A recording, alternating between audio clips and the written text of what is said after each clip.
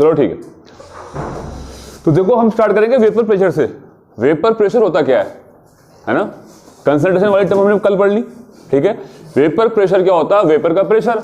लेकिन सारे कहना मैं कब वेपर प्रेशर, पहले लिक्विड है, कोई लिक्विड है, ठीक है। इस लिक्विड के ऊपर क्या है, वेपर्स हैं, तो लिक्विड से वेपर्स बनेंगी, है ना।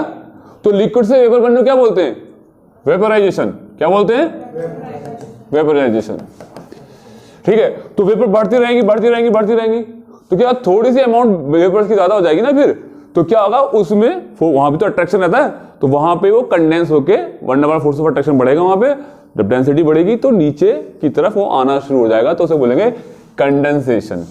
क्या बोलेंगे इसको, कंडेंसेशन। जब आपका रेट ऑफ वेपराइजेशन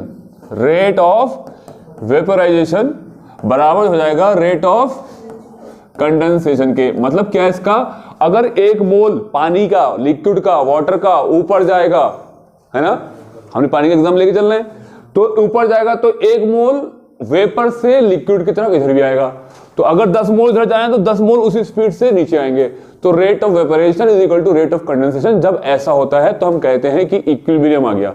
क्या आ गया, इक्विलिब्रियम आ गया। तो इक्विलिब्रियम कब आएगा, जब आप रेट ऑफ वेपरेशन और रेट ऑफ कंडेंसेशन क्या हो, बराबर होगा, ठीक है। यहां तक बात समझ में आ गई। तो इक्विलिब्रियम होगा वेपर और लिक्विड के बीच में, तो जो ये वेपर होगी उस वक्त, शुरू में थोड़ी सी वेपर बनी थी, उसका भी कोई प्रेशर था, तो उसको नहीं कहते वेपर प्रेशर। जब वेपर पूरी तरीके से बन जाए और वेपर लिक्विड के साथ कंडेंसेशन भी करने लगे, तो रेट ऑफ वेपरेशन और रेट ऑफ कंडेंसेशन, मतलब ये जो आपकी जो प्रोसेस है वो इक्विलिब्रियम में आ जाए। दोनों प्रोसेस कौन सी, वेपराइजेशन और कंडेंसेशन वाली, दोनों की दोनों जो प्रोसेस हैं वो वेपराइजेशन में आ जाएं, तो हम कहेंगे कि भाई इक्विलिब्रियम आ गया।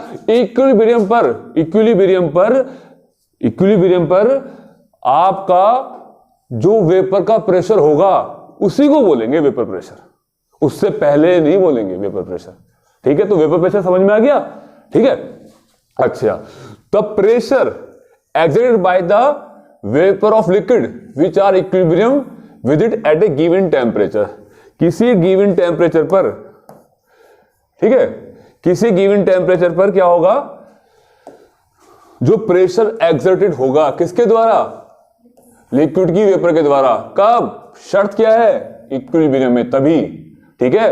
किसी एक गिवन टेम्परेचर पे, किसी भी टेम्परेचर पे, रूम टेम्परेचर की बात कर लो आप, किसी भी गिवन टेम्परेचर पर कहीं ऐसा होगा जो भी प्रेशर वेपर और लिक्विड इक्विलिब्रियम में होंगे, जो वेपर प्रेशर लगाएगी वो हो जाएगा वेपर प्रेशर, ठीक है। जो वेपर प्रेशर वो सरफेस फिनोमिना नहीं है, ठीक है, सरफेस फिनोमिना नहीं, जैसे एवापोरेशन होता है सरफेस फिनोमिना, ठीक है। तो जो वेपर प्रेशर इंक्रीज करता है, इंक्रीज इन टेम्परेचर, टेम्परेचर के इंक्रीज करने पे वेपर प्रेशर इंक्रीज करता है। भाई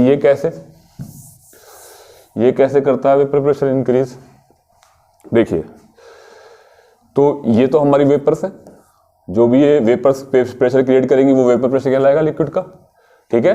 तो हमें पता है लिक्विड और वेपर जो होती है कब होती है, इक्विलिब्रियम में होती है, तब वाली वेपर ही तो वेपर प्रेशर कहलाती है। तो हमें पता है जो हमारा Kp निकलेगा, हमने इक्विलिब्रियम पढ़ा है ना, केमिकल इक्विलिब्रियम और आयनिक इक्विलिब्रियम, तो क्या होता है प्रोडक्ट का प्रेशर, तो यहाँ पे प्रोडक्ट कौन है भैया, H2 है, अपॉन लिक्विड का प्रेशर। लेकिन हम कहते हैं गैस का लेते हैं प्रेशर, तो ये तो गैस है नहीं, वेपर तो गैसियस स्टेट में है, तो यहाँ तो लेंगे नहीं, तो आपका Kp किसके बराबर हो जाएगा, प्रेशर ऑफ H2O। अब बात तो यह है कि जो Kp वो तो भैया हम केमिकल इक्विलिब्रियम और आयनिक इक्विलिब्रियम में पढ़ के आए।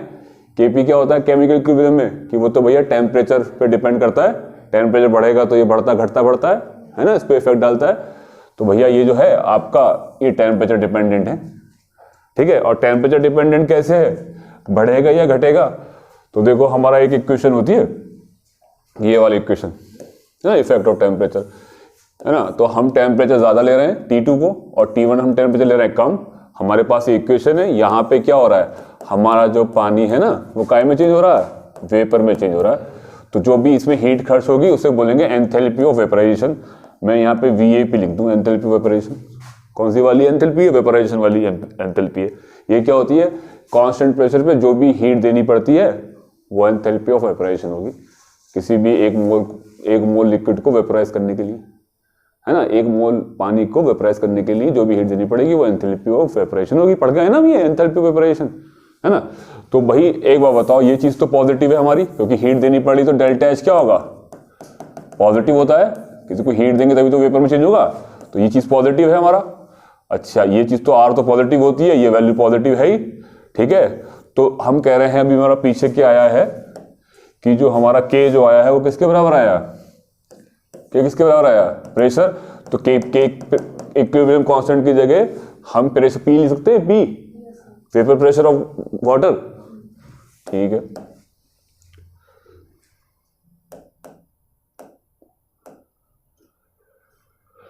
तो हमने यहां पे इसकी जगह K2 की जगह हमने P2 लिख दिया, है ना। और इसके लिख दिया P1। K2 क्या था, T2 टेम्परेचर पे इक्विलिब्रियम कांस्टेंट था, और K1 क्या था, T1 टेम्परेचर पर इक्विलिब्रियम कांस्टेंट था। अब यहाँ पे क्या लिख दिया हमने, प्रेशर, ये T1 टेम्परेचर पर आपका वेपर प्रेशर है किसी लिक्विड का, P2, और T2 टेम्परेचर पे कौन है, P1 है। तो मैं इस फार्मूले को इसके लिए बना सकता हूँ, नहीं बना सकता, इसके लिए K2 और K2 अपन K1 को लिख सकता हूँ मैं P2 अपन P1, ठीक है। मुझे देखना कि P2 और P1 में से कौन सा प्रेशर ज्यादा है। तो मेरा टेम्परेचर कौन सा है, T2। अगर टेम्परेचर कौन सा ज्यादा है, T2, और कम कौन सा है, T1, ठीक है। तो अब मुझे पता करना है कि अगर P2 ज्यादा हुआ तो इसका मतलब T2 टेम्परेचर पे बढ़ गया P1, वेपर प्रेशर बढ़ गया। तो देखिए ये चीज तो पॉजिटिव है हमारी, है ना, क्योंकि एंडोथर्मिक है, क्योंकि आप लिक्विड को वेपर में चेंज कैसे करेंगे, पानी को हीट करके तो करेंगे, ठीक है। ये चीज पॉजिटिव है। अब इसको मैं पॉजिटिव कैसे साबित करूं, आप सोचोगे ये T1 बड़ा है, T2 बड़ा है, T2 बड़ा है, देखो इसको एलसीएम ले लो, तो ये हो जाएगा T2 minus T1 upon T1 T2, ठीक है। तो ये चीज पॉजिटिव कब आएगी, तो ये T2 तो बड़ा है हमारा, तो T2 जब बड़ा है तो ये चीज पॉजिटिव आएगी, तो ये वाला पूरा पार्ट भी क्या आएगा, पॉजिटिव। देखो ये पूरा पार्ट भी पॉजिटिव, ये पूरा पार्ट भी पॉजिटिव, तो साफ साफ बात है। तो log P2 अपन P1 क्या हो जाएगा, आपका पॉजिटिव हो जाएगा। और log की फॉर्म क्या होती है, log P2 अपन P1 को कैसे लिख सकते हैं, log P2 minus log P1, कर सकते नहीं कर सकते, वो क्या चीज है, पॉजिटिव है। तो इसका मतलब साफ यह है कि इसमें से इसे माइनस करोगे तो पॉजिटिव आ रहा है, इसका मतलब ये चीज बड़ी है, तो log P2 क्या होगा, log P1 से बड़ा होगा, है ना, क्लियर है ना ये बात। तो जब log P2 बड़ा है log P1 से, तो P2 भी बड़ा होगा P1 से, है ना, सही बात है ना। तो साफ साफ है कि P2 जो आ रहा है बड़ा आ रहा है P1 से। अगर आपका T2 बड़ा है T1 से, तो टेम्परेचर शुरू में कितना था, T1, और वेपर प्रेशर किसी लिक्विड का कितना था आपका, P1। तो जब आपने टेम्परेचर बढ़ाया T2, तो आपने इस इक्वेशन में क्या माना, T2 को ज्यादा माना, T2 टेम्परेचर ज्यादा माना, तो P2 क्या आ रहा है, देखो ज्यादा आ रहा है, आ रहा नहीं आ रहा है। तो साफ साफ बात है, अगर आप टेम्परेचर बढ़ाएंगे तो वेपर प्रेशर बढ़ जाता है। कोई लिक्विड है जैसे पानी है, उसका क्या नाम है, 50 डिग्री सेंटीग्रेड पे वेपर प्रेशर अलग होगा, और 60 पे अलग, 70 पे अलग, 80 पे अलग, 90 पे अलग, अलग अलग वेपर प्रेशर होगा। और आपको पता है 100 पे अलग वेपर प्रेशर होता है, 180 के बराबर हो जाता है अगर आप सी लेवल पे बात करें, है ना, ठीक है। तो इतनी बात तो क्लियर होगी ना। तो ये थ्योरेटिकल आप समझ लीजिए, वेपर प्रेशर क्या करेगा, इंक्रीज करेगा ऑन इंक्रीजिंग टेम्परेचर, ठीक है। इसमें तो थोड़ा रहता भी है, हो सकता है कि टेम्परेचर बढ़ाने से बढ़ जाए, घटने से घट जाए, इसमें तो होता भी है। अगर आपका एंडोथर्मिक होता है तो आपका K2 बढ़ता है, पढ़ाया बताया था मैंने उस वक्त। अगर एक्सोथर्मिक, ये एंडोथर्मिक, तो देखिए अगर रिएक्शन आपकी एक्सोथर्मिक होती, लेकिन हमारा जो ये वेपराइजेशन है ये तो एंडोथर्मिक है, इसमें तो बढ़ाने पे बढ़ेगा, लेकिन कुछ रिएक्शन एक्सोथर्मिक भी तो होती है। अगर उन एक्सोथर्मिक रिएक्शन के लिए अगर K2 अपॉन K1 की बात करें उस टाइम पे, तो घटता है, तो K1 K2 बढ़ता घटता दोनों इफेक्ट होते हैं टेम्परेचर पे, लेकिन जो वेपर प्रेशर का होगा, वेपर प्रेशर बढ़ेगा, क्योंकि वेपर प्रेशर कैसा है, endothermic. Vapour pressure endothermic process है, तो एंडोथर्मिक प्रोसेस के लिए हमेशा K2 बढ़ेगा टेम्परेचर बढ़ाने पे, और P2 भी बढ़ेगा टेम्परेचर बढ़ाने पे।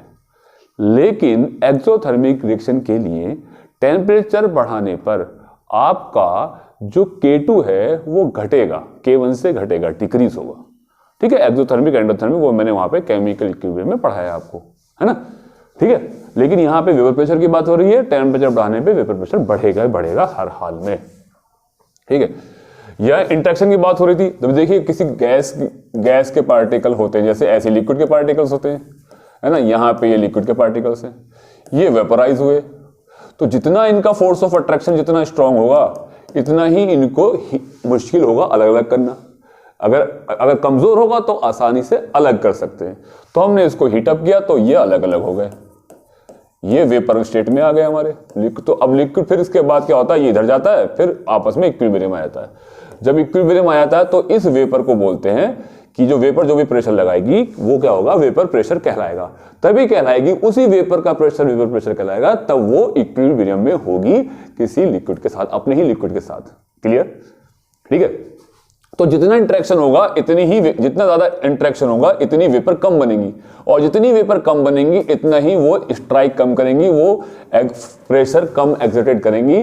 वेपर्स के मॉलिक्यूल यहाँ पे कम तो प्रेशर भी कम, है ना। यहाँ पे वेपर के मॉलिक्यूल ज्यादा तो उनका प्रेशर भी ज्यादा लगेगा। ठीक है। तो जब फोर्स ऑफ अट्रैक्शन ज्यादा होगा तो भैया यहाँ वेपर कम होंगी, और वेपर कम होंगी तो वेपर प्रेशर कम होगा। तो फोर्स ऑफ अट्रैक्शन कह लो या इंट्रैक्शन कह लो कि क्या होता है, इनवर्सली प्रोपोर्शनल होता है वेपर प्रेशर। ठीक है। तो ऐसे जैसे आपका जो वो है पेट्रोल है जल्दी उड़ जाता है क्योंकि उनके मॉलिक्यूल के बीच में वंडरवाल फोर्स ऑफ अट्रैक्शन कौन सा वाला होता है, लंदन फोर्स होता है ना, लंदन फोर्स होता है उनके बीच में, है ना। और जबकि गैस के इसके अंदर सॉरी वाटर के अंदर क्या होता है, हाइड्रोजन बॉन्डिंग होती है।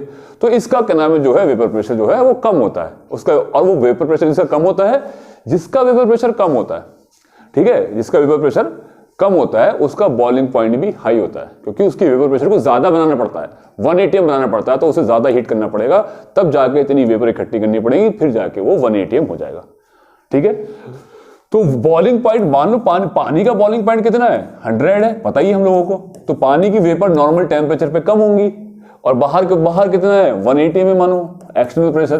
तो इसको कितना होना है, ये तभी पानी बॉईल करेगा, बॉईल करके ऊपर जाएगा, तब आपका ये वाला जो प्रेशर हो जाए 1 atm के बराबर हो जाए, है ना। तो पानी की तो अच्छी खासी के नाम में वेपर बना लेता है, लेकिन अगर बात पेट्रोल की करी जाए तो पेट्रोल तो उससे ज्यादा वेपर बना लेता है। कि पेट्रोल क्या होता है, इंट्रैक्शन कैसा होता है, कमजोर होता है, लंदन फोर्स होती है, क्योंकि वो तो नॉन पोलर होता है, हाइड्रोकार्बन होते हैं। तो ये यहां पे वेपर ज्यादा है, तो इसका 1 atm के आसपास ही है ना, नियर अबाउट 9.9 atm 1 atm के आसपास ही इसका वेपर प्रेशर। तो यहां से हल्के से टेम्परेचर पे ये सीधा सीधा क्या हो जाता है, आपका बॉयल हो जाता है।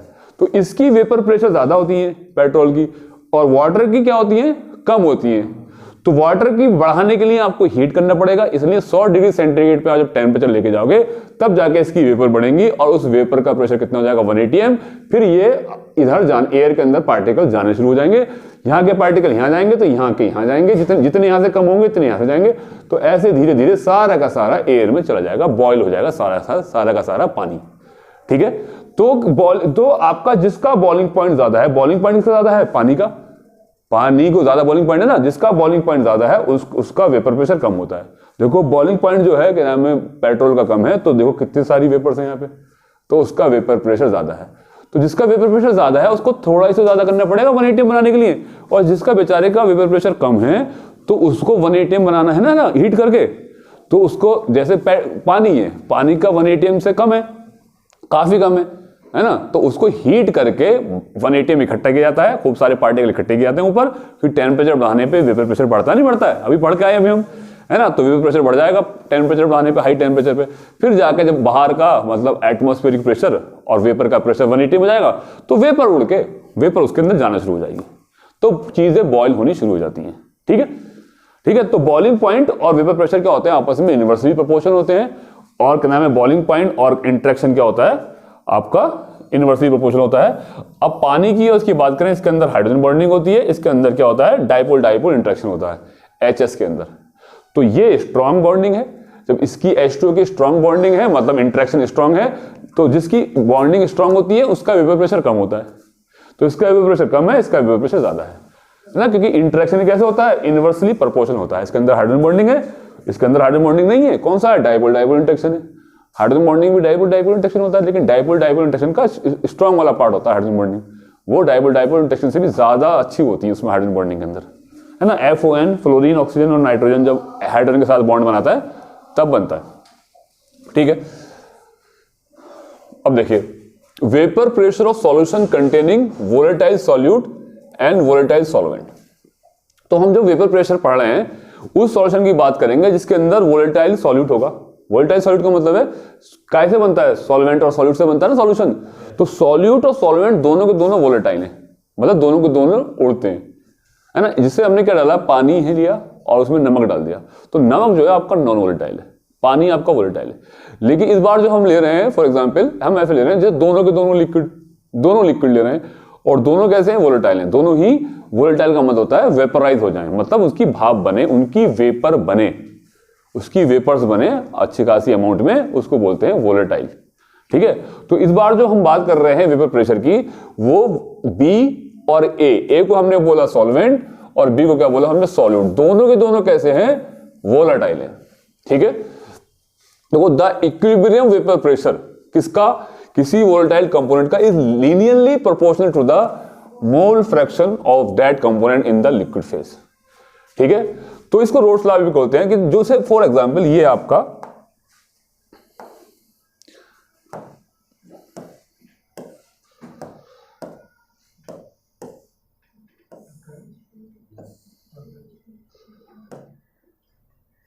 देखिए ये कोई आपका है सॉल्यूशन,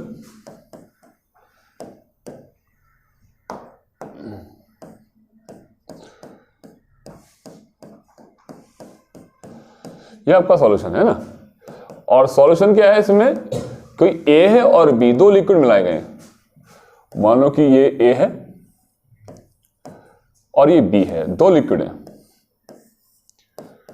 ठीक है, ये अलग तरह से बना हुआ है बेचारा, तो ऐसे कर देते हैं इसको। तो ए और बी का कुछ पार्टिकल इधर मिलाए गए और कुछ ए के मिलाए गए, तो ये क्या बन गया, आपका सॉल्यूशन मिल गया। बन गया सॉल्यूशन। ये प्योर ए है, ये पूरा का पूरा प्योर ए, कोई दो लिक्विड है, एक ए लिक्विड और एक बी लिक्विड, और ये क्या है, प्योर बी। तो एक बार बताइए, जो लिक्विड बी होगा, बी लिक्विड होगा, अब इसके ऊपर वेपर्स होंगे नहीं होंगे, बताइए। अब जो ये ए लिक्विड होगा, इसके ऊपर वेपर होंगे नहीं होंगे, हैं, होंगे।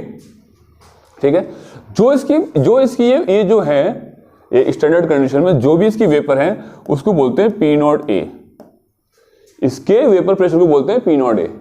कि पी नॉट मतलब समझ लीजिए प्योर का और स्टैंडर्ड का है, मतलब प्योर फॉर्म में खाली, सॉरी ये बी है ना, तो बी, पी नॉट बी, क्योंकि ये बी है, बी सॉल्यूशन है, इसका हमने बी नाम दिया है, तो इसका जो स्टैंडर्ड जो वेपर प्रेशर होगा वो पी नॉट बी होगा, और इसका जो होगा वो क्या होगा, पी नॉट ए होगा, है ना। प्योर का वेपर प्रेशर, खाली इसके अंदर ए है, इसके अंदर सिर्फ बी है, इसके अंदर ए पार्टिकल है, इसके अंदर बी भी पार्टिकल। अब इसके अंदर कैसे, कौन से पार्टिकल हैं, ए और बी दोनों तरह के पार्टिकल हैं, है ना। तो दोनों अंदर पार्टिकल, तो ये क्या बन गया, हमारा सॉल्यूशन बन गया, है ना। तो ये जो सॉल्यूशन बना है, अब इसके ऊपर जो वेपर है ये वाली,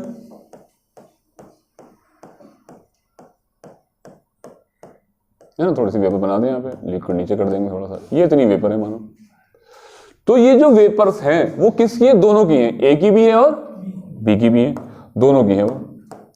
मतलब जो है वो पी ए, जो ए की वजह से बनी है उसको बोलेंगे पी ए, जो ए की वजह से वेपर बनी है उसके प्रेशर को बोलेंगे पी ए, जो बी की वजह से, सिर्फ बी वाले लिक्विड की वजह से, यहां पे बी की वजह से जो वेपर बनी है उसके प्रेशर को बोलेंगे पीबी, मतलब अपना अलग अलग, मतलब इस टोटल जो भी टोटल प्रेशर होगा उसे बोलेंगे PT, total pressure of the solution. जो सॉल्यूशन का जो टोटल प्रेशर है वो दो प्रेशर के सम से है। डाल्टन लॉ कहता है क्यों भी कोई गैस हो, ये भी तो वेपर भी तो गैस है, तो उसका जो प्रेशर होगा टोटल, उसके अंदर कितनी गैस है उसका सम होगा। तो पीए प्लस पीबी क्या हो जाएगा, पीटी हो जाएगा। पीटी क्या है, सॉल्यूशन का टोटल प्रेशर, और पीए क्या है, पीए वो प्रेशर है जो इसमें ए लिक्विड की वेपर के द्वारा, जो ए लिक्विड था उसकी जो वेपर बनी उसके द्वारा जो प्रेशर एक्सर्टेड हो रहा है इसकी वाल के ऊपर, इसके लिक्विड के ऊपर, वो प्रेशर क्या है, पीए। मतलब इंडिविजुअल प्रेशर जो जनरेट हुआ है किसकी वजह से, सिर्फ और सिर्फ ए वाले लिक्विड की वेपर की वजह से। और बी कौन सा है, बी वो प्रेशर है जो सिर्फ और सिर्फ बी वाले लिक्विड की वेपर से जो प्रेशर एक्सर्टेड हुआ है, प्रेशर जो डेवलप हुआ है वो क्या नाम है, पीबी है। और टोटल प्रेशर क्या है, पीए और पीबी है। ठीक है, यहां सॉल्यूशन समझ में आ गया। तो जो रोल्स लॉ जो बोलता है, जो हमारा बोलता है, वो सॉल्यूशन के बारे में बोलता है। तो वो कहता है जो इस सॉल्यूशन के बारे में क्या बताता है, वो कहता है कि जो पीए और पीबी है इसके बारे में बताता है। वो कहता है कि मैं आपको बताता हूं कि पीए और पीबी को कैसे कैलकुलेट करेंगे, कि उसका क्या रिलेशन है। तो रोल्स लॉ कहता है कि भाई साहब पीए जानते हो? बोले हाँ जानते हैं। बोले क्या होता है बताओ? बोले पीए जो होता है, जो लिक्विड ए लिक्विड है ना, उसके द्वारा जो नाम है जो जनरेट हुई है वेपर, उसके प्रेशर को बोलते हैं, सिर्फ उसके इंडिविजुअल प्रेशर को बोलते हैं। बोले हाँ ठीक कह रहे हो, है ना, पीए वही होता है। ठीक है, बोले पीए जो होता है वो डायरेक्टली प्रोपोर्शनल होता है। बोले क्या मतलब? बोले जो आपका जो पीए है ना, यहाँ पे जो पीए है वो डायरेक्टली प्रोपोर्शनल होता है। रोल्स लॉ कह रहा है, रोल्स कह रहा है, साइंटिस्ट क्या नाम है, बोले जो पीए होता है वो डायरेक्टली प्रोपोर्शनल होता है। बोले किसके? बोले ये जो आप देख रहे हैं ना लिक्विड, बोले हाँ देख रहे हैं लिक्विड, इस लिक्विड में किस कंपोनेंट की बात कर रहा है? बोले ए की। बोले ए का जो पार्शियल प्रेशर होगा वो डायरेक्टली प्रोपोर्शनल होगा इस मिक्सचर के अंदर, इस सॉल्यूशन के अंदर ए के मोल फ्रैक्शन की। बोले इसका मतलब क्या? बोले भाई साहब मतलब इसका ये है कि आपने अगर ए के ज्यादा मिलाए होंगे, यहां पे अगर आप ज्यादा मिलाओगे, ये वाला पार्ट आप ज्यादा मिलाओगे, ए का पार्ट, ए और बी आपने सॉल्यूशन बनाया, आपने ए ज्यादा मिलाया, तो इसका मतलब ए के मोल ज्यादा मिलाए, और ए के मोल ज्यादा मिलाए तो मतलब मोल फ्रैक्शन ए के ज्यादा हैं। तो मोल फ्रैक्शन ए के ज्यादा होंगे तो उसका पी ए भी ज्यादा बनेगा। और अगर आप ए का पार्ट कम मिलाएंगे, बी ज्यादा मिलाएंगे, तो ए का जो पार्शियल प्रेशर है वो पी ए को बोलते हैं पार्शियल प्रेशर ऑफ ए, मतलब सिर्फ इंडिविजुअल उसका ए का, तो पीए कम होगा। तो पीए जो डिपेंड करेगा वो करेगा उसी ए कंपोनेंट के मोल फ्रैक्शन लिक्विड के अंदर, जो आपने सॉल्यूशन मिलाया, इस सॉल्यूशन के अंदर ए के कितने मोल फ्रैक्शन हैं, इस सॉल्यूशन के अंदर ए के कितने मोल फ्रैक्शन हैं। मोल फ्रैक्शन पे डायरेक्टली प्रोपोर्शनल होगा कौन? पार्शियल प्रेशर इसका ए। बोले ऐसे ही जो पीबी है, वो पीबी जो है, पीबी क्या है? जो आपका बी लिक्विड डाला था आपने इसके द्वारा, यहां पे जो डाला बी, और बी की जो वेपर बनी, उन्होंने जो प्रेशर लगाया, उसके वेपर प्रेशर को बोलते हैं पीबी।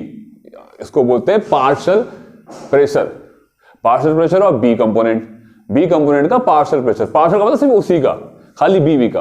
वो जो पीबी होगा वो डायरेक्टली प्रोपोर्शनल होगा मोल फ्रैक्शन किसके? बी के। बोले ये जो प्रोपोर्शनलिटी कांस्टेंट है, इसकी जगह कांस्टेंट आर लगाते हैं, और वो जो कांस्टेंट लगाते हैं हम, ये ए है ना, तो पी नॉट ए एक्स है। बोले ऐसे ही यहां प्रोपोर्शनलिटी कांस्टेंट लगाएंगे, पी नॉट बी और एक्स बी। आई बात समझ में? तो ये होता है रोल्स लॉ।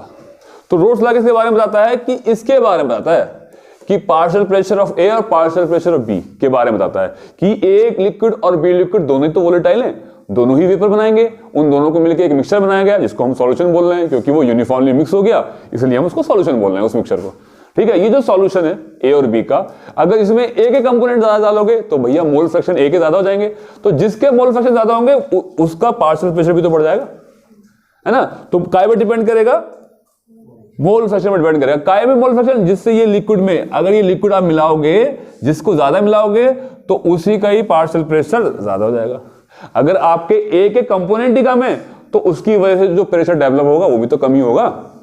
भैया जिसकी जितनी हिस्सेदारी होगा उतना ही तो हक मांगेगा, है ना। ठीक है, उसका हिस्सेदारी कम है तो भैया उसकी प्रेशर भी कितनी होगी? कम ही होगी। ठीक है,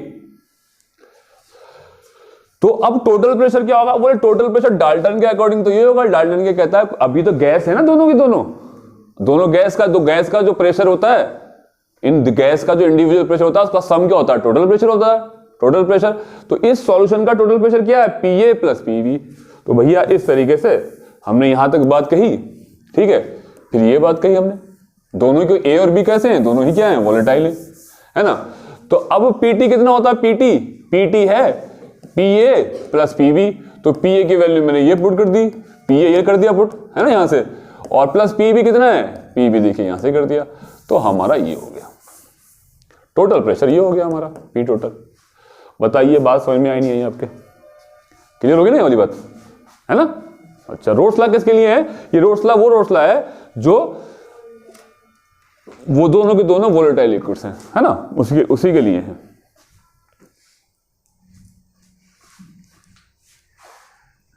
अच्छा, तो ये बात हो गई हमारी कि भैया ये बात भी हुई और ये बात भी हुई, है ना।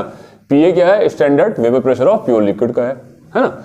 अच्छा, तो देखिए अब इसकी कंडीशन देखिए, रोल्स लॉ के लिए कंडीशन क्या है, इस टाइप के कंडीशन क्या है रोल्स लॉ के लिए, है ना। तो जैसे कोई लिक्विड है, हमने यहां बात करी थी ऐसे, ये ए था और एक हमने बी लिया था, तो ए के अंदर पार्टिकल कैसे होंगे, अंदर कैसे होंगे पार्टिकल बताइए।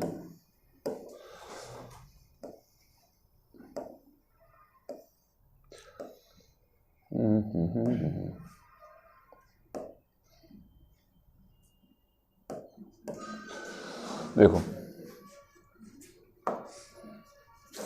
ए के अंदर पार्टिकल, ये ए है ना, ये ए, ये ए, ये ए। तो ए के अंदर जो इंटरेक्शन है, ए के बीच में जो इंटरेक्शन है, ठीक है, वही बी के बीच में इंटरेक्शन होना चाहिए, है ना। वही मतलब ए के पार्टिकल के बीच में जो फोर्स ऑफ अट्रैक्शन है, जो एक दूसरे को अट्रैक्ट कर रहे हैं जितनी पावर से, उतनी कितनी होनी चाहिए, बी को होनी चाहिए, ठीक है। और जब आप ए, ये बी हो गया, ये आपका ए हो गया, जब ए और बी से मिला के आप सॉल्यूशन मिलाएं तो क्या बनेगा, ए बी का होगा ना इंटरेक्शन आपस में, ए बी। तो ए बी का इंटरेक्शन भी इतना ही स्ट्रांग होना चाहिए, ना उससे भाई साहब कम होना चाहिए, ना उससे ज्यादा होना चाहिए। बताओ, इतनी बात समझ में नहीं आई। अगर ऐसा होगा, ऐसे दोनों लिक्विड हैं, तो तभी रोल्स लॉ फॉलो करेगा, वरना रोल्स लॉ लागू नहीं होगा। रोल्स लॉ के लागू होने की जो बात है, जो अभी हम कहें ना, P A is equal to P naught A is equal into X A, ये जो बात बताया ना, एक्स ए मोल फ्रैक्शन का ये है ना, तो ये जो बात हम कह रहे हैं, ये कब है, कब लागू होगी, जब आपका जो आपने दोनों लिक्विड मिलाए हैं, उन दोनों लिक्विड के फोर्स ऑफ अट्रैक्शन कैसे हो, बराबर हो। और जब दोनों को मिला दें तो ए बी का जो सॉल्यूशन है, जो मिक्सचर जो है, उसके जो ए बी के इंटरेक्शन, मतलब जो उनके बांधने के, एक दूसरे को जो बांध करे हुए हैं, बाइंड करे हुए हैं मॉलिक्यूल, उनकी स्ट्रेंथ बराबर हो, तो तभी ये लागू होगा। तो कंडीशन क्या है कि ए का जो इंटरेक्शन है और जो बी का इंटरेक्शन है, वो ए बी का इंटरेक्शन भी होना चाहिए, ठीक है। सब क्या होने चाहिए, बराबर होना चाहिए। तो ये ऐसे कौन से एग्जाम्पल होते हैं आपका, जैसे हेक्सेन और हेप्टेन। हेक्सेन हेप्टेन लिक्विड है, हेक्सेन और हेप्टेन ऑर्गेनिक केमिस्ट्री में पढ़ा होगा, 6 कार्बन को बोलते हैं हेक्सेन, नॉर्मल हेप्टेन। उन दोनों को आप मिलाओगे तो हेक्सेन मान लो ए है, हेक्सेन, तो हेक्सेन के बीच में जो फोर्स ऑफ अट्रैक्शन है वो लंदन फोर्स होता है, नियर अबाउट, वही बी भी होता है, नियर अबाउट बराबर ही होता है हेप्टेन के बराबर में, है ना। ज्यादा एक ही कार्बन का तो फर्क है, थोड़ा बहुत ही, लंदन फोर्स थोड़ा सा ज्यादा है बस। तो हेक्सेन और हेप्टेन, जैसे हेक्सेन का फोर्स ऑफ अट्रैक्शन है, ऐसे ही हेप्टेन का, नॉर्मल हेप्टेन का फोर्स ऑफ अट्रैक्शन है। तो हेक्सेन और हेप्टेन का फोर्स ऑफ अट्रैक्शन भी सेम है। तो ऐसे वाले अब हेक्सेन और हेप्टेन से मिलकर जो सॉल्यूशन बनाएंगे, तो उस पर रोल्स लॉ आपका लग जाएगा। आप उसके किसी भी एक इंडिविजुअल कंपोनेंट का जो पार्शियल प्रेशर निकाल देंगे, तो पी इज इक्वल टू क्या बोलेंगे, पी नॉट ए एक्स ए, और पी भी बोलेंगे पी नॉट बी और क्या, एक्स बी। क्लियर हो गई बात, ठीक है।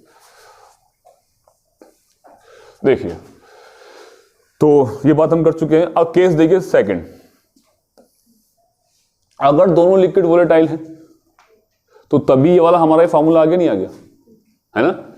तो रोल्स लॉ क्या कहता है, रोल्स लॉ कहता है कि पार्शियल प्रेशर, ठीक है, partial pressure of liquid, partial vapour pressure, यहां partial vapour pressure of liquid, partial vapour pressure of liquid, PS होता है ना, पीएस इक्वल टू क्या बोलता है, पी नॉट ए एक्स से बोलते हैं ना, ठीक है।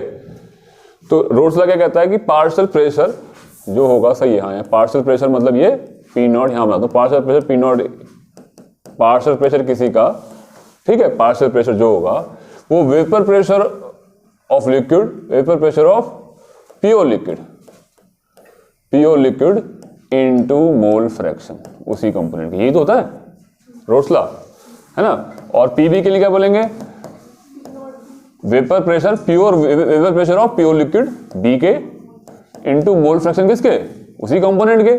जब बी की बात कर रहे हो तो बी के, भैया ये होता है ना। और डाल्टन लॉ क्या होता है, हम गैसेस स्टैंडर्ड पढ़े ना, डाल्टन लॉ क्या होता है, डाल्टन लॉ कहता है कि भैया जो आपका, ये भी एक निकल के आया था डाल्टन लॉ, कि जो पार्शियल प्रेशर मान लो कोई ए का है, तो बोले आपको टोटल प्रेशर पता हो, ना, उस गैस के बारे में दिया था उसने तो सिर्फ, है ना। और इन्होंने किस बारे में दिया है?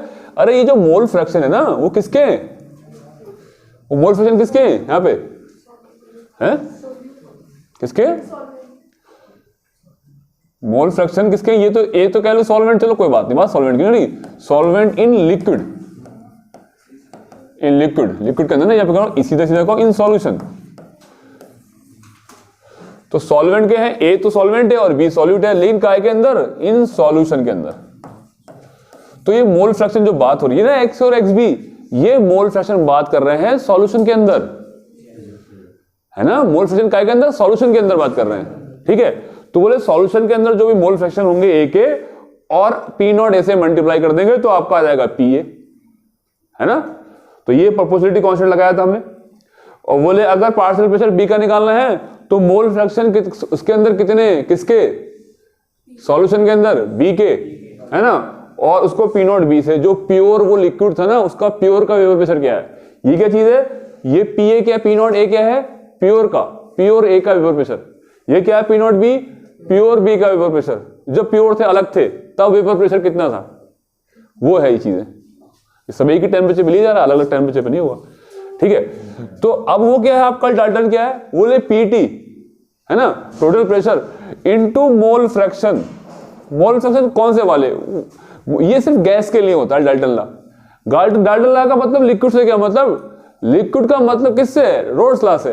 रोल्स लॉ लिक्विड की बातें कर रहा है, डाल्टन क्या बातें कर रहा है? वेपर की बातें कर रहा है। बोले जो वेपर के ये जो होगा ना प्रेशर, ये वाला डाल्टन कह रहा है ये जो होगा ना, ये पीए या पीबी जो भी पूछना चाह रहे हो आप। बोले पीए मैं अपने तरीके से बताऊं? बोले हाँ तुम अपने तरीके से बताओ। बोले मेरे तरीके से ये है कि भैया टोटल प्रेशर क्या है? बोले टोटल प्रेशर पीटी है ना। बोले इस वेपर के अंदर, किसके अंदर? इस वेपर के अंदर मोल फ्रैक्शन ए के कितने हैं, है ना। उसे बोलेंगे हम वाई ए से कर देंगे नोट। ये डाल्टन लॉ है ना। तो कह रहे डाल्टन लॉ से कह रहे हैं भाई साहब तुम भी अपने हिसाब से बता दो इसमें पी भी कितने होंगे किसी सॉल्यूशन के।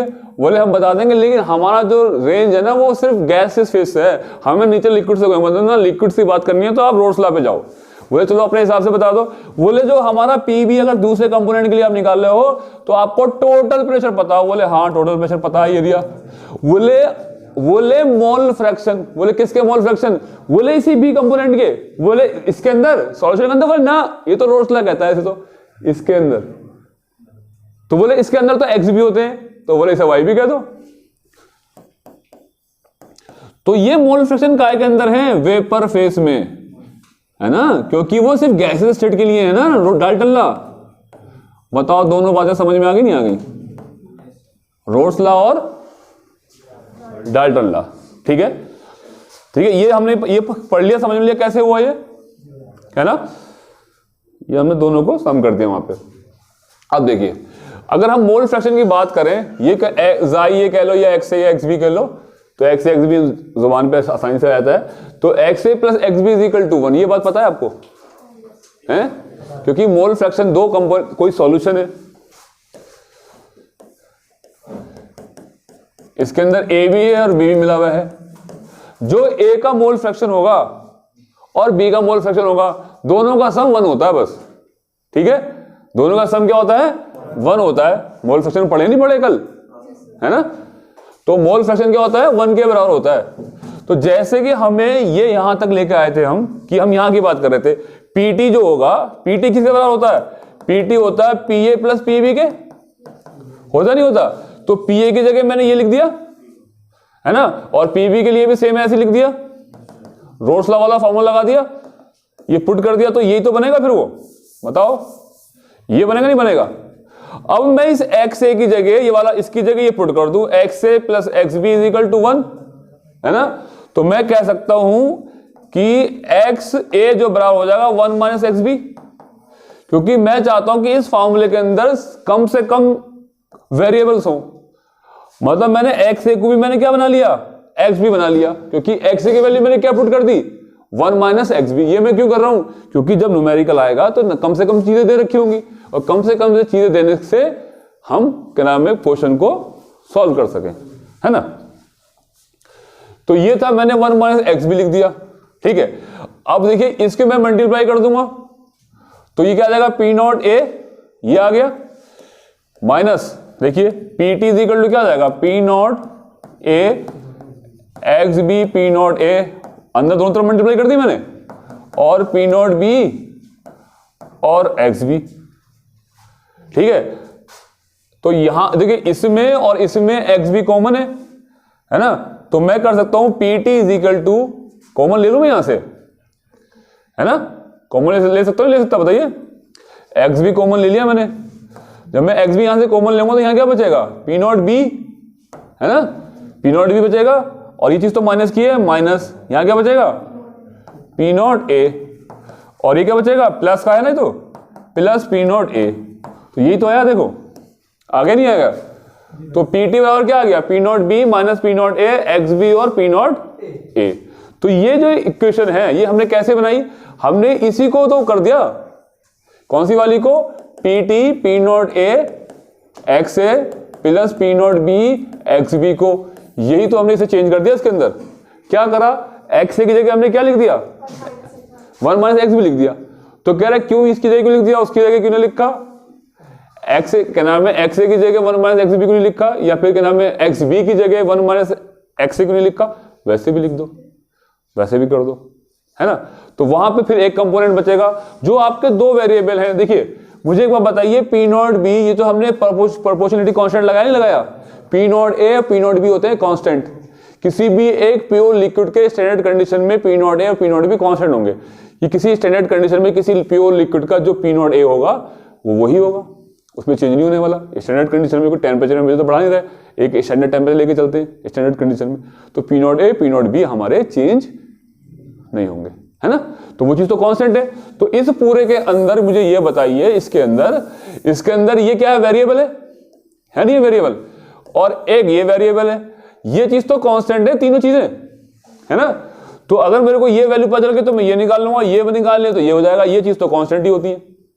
ये तो आपको कहना है आराम से बुक्स के अंदर जो डाटा वगैरह होता है वहां पे लिखा होता है, क्वेश्चन में आपको मिलेगा, अगर नहीं मिलेगा तो आपको ये चीज, ये वेरिएबल दे रखे होंगे। तो कहने का मतलब ये है कि हमें कम से कम वेरिएबल कर दिए, जबकि इस फॉर्मूले में क्या थे, यहां पे जो पीटी था, P naught A X A plus P naught B और एक्स बी, तो आपके पास एक वेरिएबल ये हो गया था, एक वेरिएबल ये मोल फ्रैक्शन, एक वेरिएबल ये, तब आपके 3 वेरिएबल थे।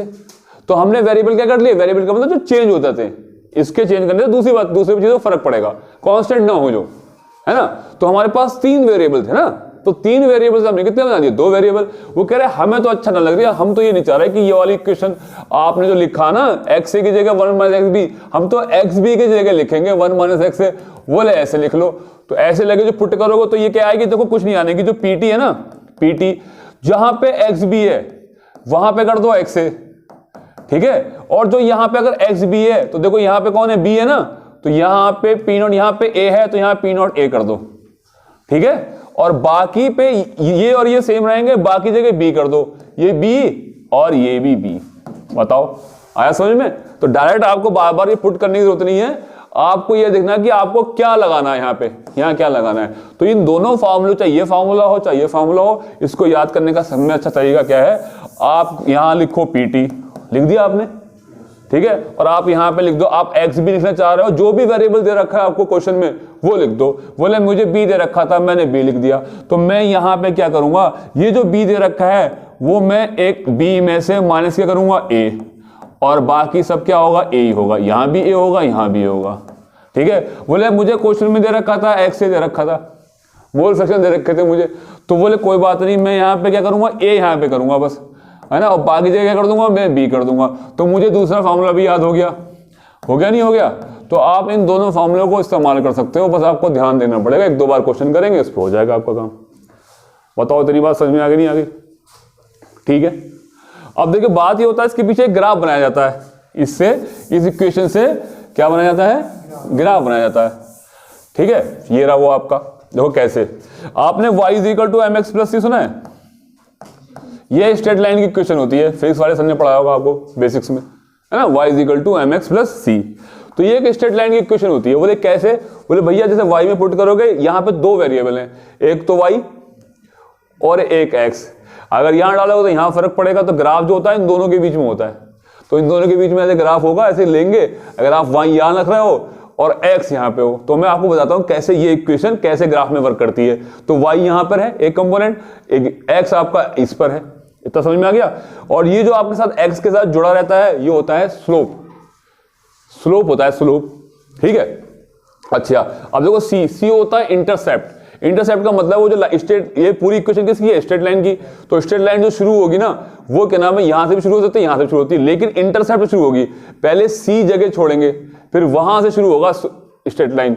और ये जो चीज होती है ना, ये वाली चीज, ये स्लोप होती है। ये ऐसे जो उठान भरा ना इसने ऐसे करके, ये स्लोप होती है। तो ये चीज स्लोप है, ठीक है। तो ये क्या है आपका c, ये इंटरसेप्ट है c, और m क्या है, स्लोप।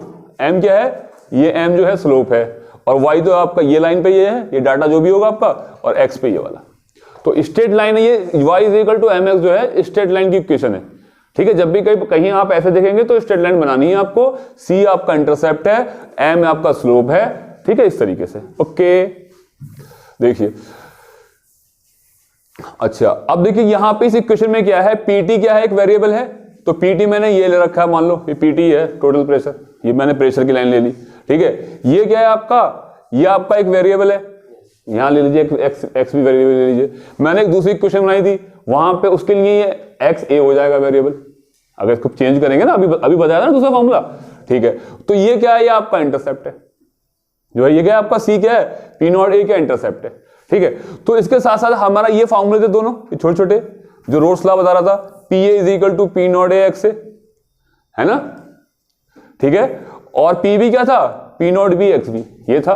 तो ये क्या है, रोड्स लॉ है, पार्शियल प्रेशर इसके बराबर होता है, ठीक है। तो ये y इज इक्वल टू होता है mx प्लस c। यहां पे c मौजूद ही नहीं है, अवेलेबल नहीं है। अगर ये स्ट्रेट लाइन की इक्वेशन है, मैं इसको y कह रहा हूं, ठीक है, और इसको मैं x कह रहा हूं, तो ये स्लोप तो ये m तो दिखाई दे रहा है स्लोप, लेकिन ये c है ही नहीं, यहाँ पे इंटरसेप्ट है ही नहीं। तो ये y is equal to mx वाली इक्वेशन है।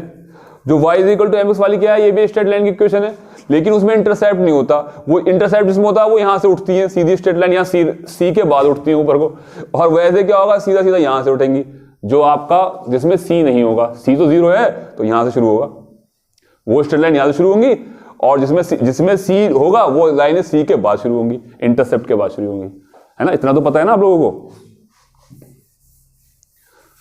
ठीक है। तो मैं पहले इसका ले रहा हूं, इसका इस लाइन का ग्राफ ले रहा हूं, ठीक है।